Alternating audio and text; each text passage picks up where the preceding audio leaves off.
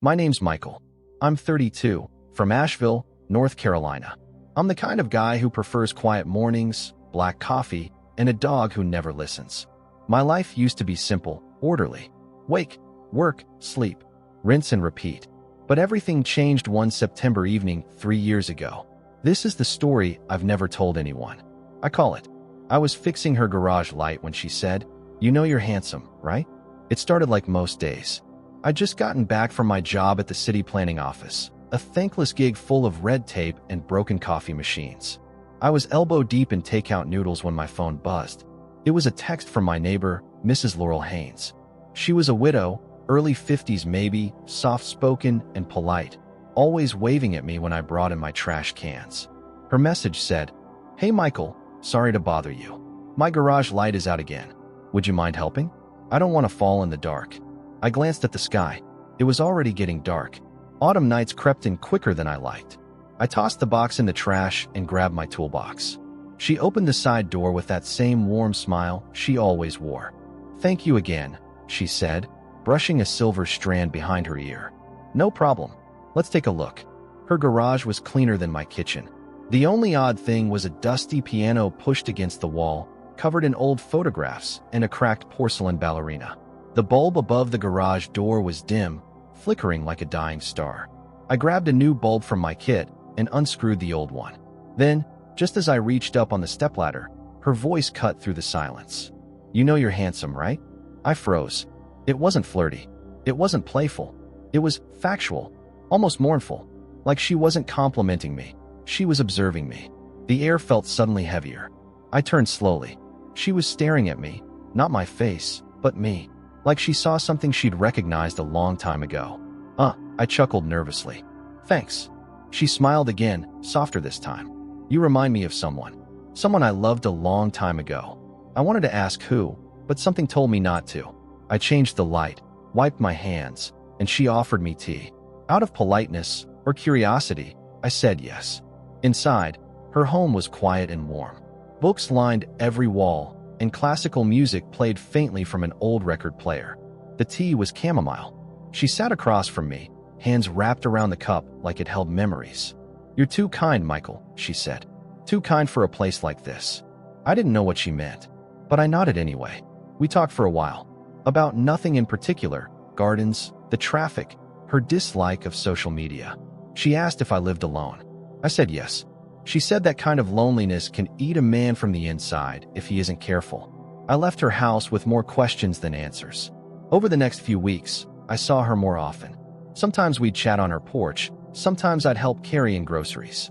And then, one Friday night, I saw her standing outside my front door. "I need to show you something," she said. We walked to her basement. It was nothing like the rest of her house.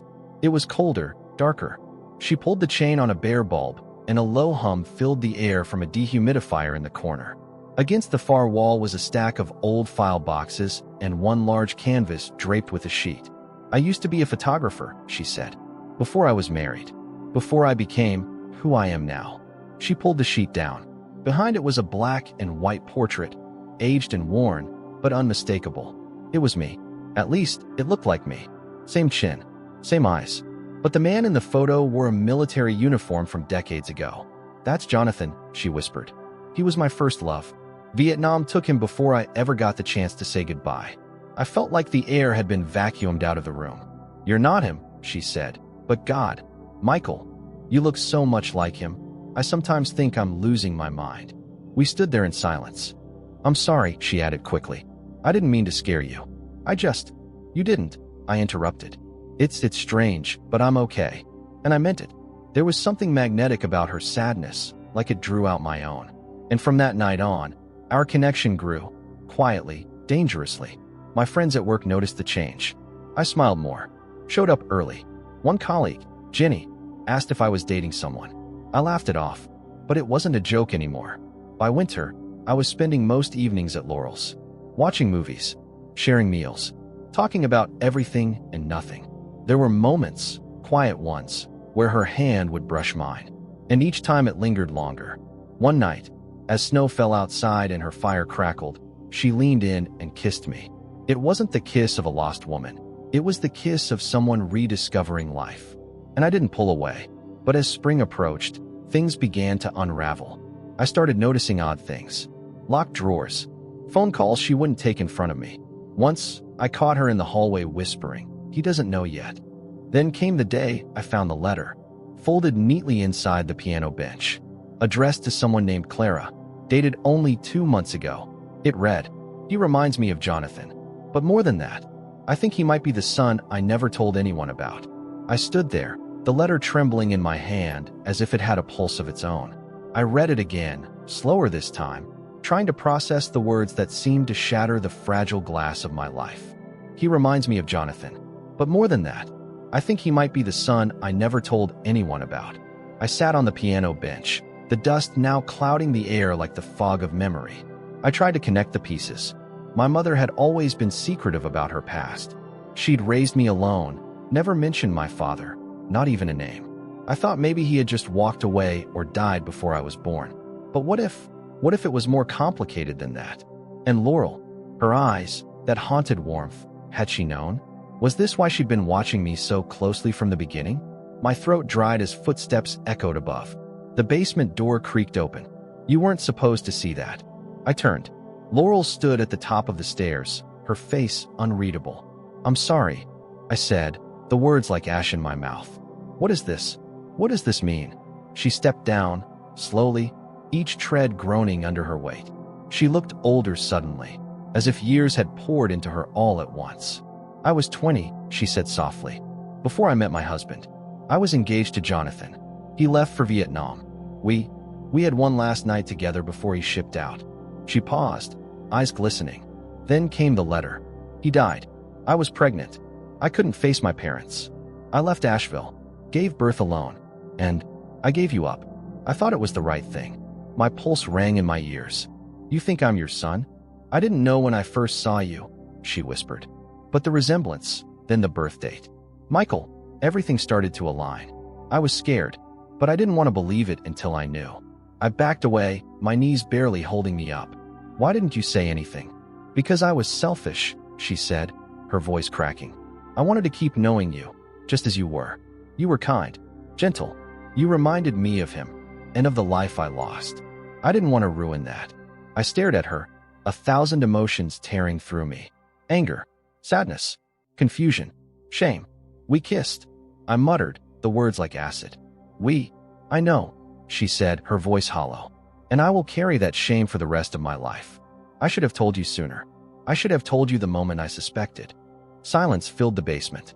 Not cold silence, but the kind that comes after an earthquake, where nothing is quite where it used to be. I walked out. I didn't slam the door. I didn't say goodbye. That night, I sat in my truck by the lake, the one my mom used to take me to as a kid. I called her. She answered sleepily. "Michael, I need to know something," I said. "Now." There was a long pause. Then she whispered, "You found her, didn't you?" My chest collapsed. "You knew?" I asked. She sighed. "I always knew one day you might go back. Asheville's a small town. I didn't think you'd ever live right next door to her." "Why didn't you tell me?" "Because I was afraid you'd choose her over me," she said quietly. "She gave birth to you, but I raised you." I wiped my eyes. "I'm not mad at you. I feel like I don't know who I am anymore." "You're Michael," she said. "My son." Her son. A good man. Nothing changes that. In the weeks that followed, I avoided Laurel. I needed space. I went back to work, but the world had lost its color. I started therapy, hoping I could untangle the knot that had become my identity.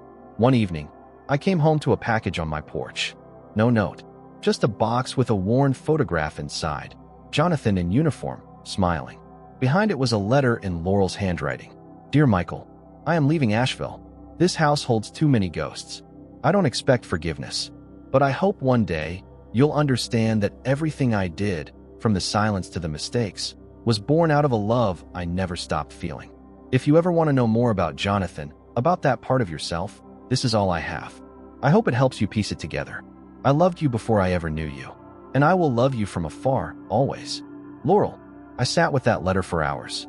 Eventually, I pinned Jonathan's photo beside my desk, not as a relic of pain, but as a reminder that life is messy, full of jagged edges and missed exits. But sometimes, healing begins where the silence ends. It's been a year.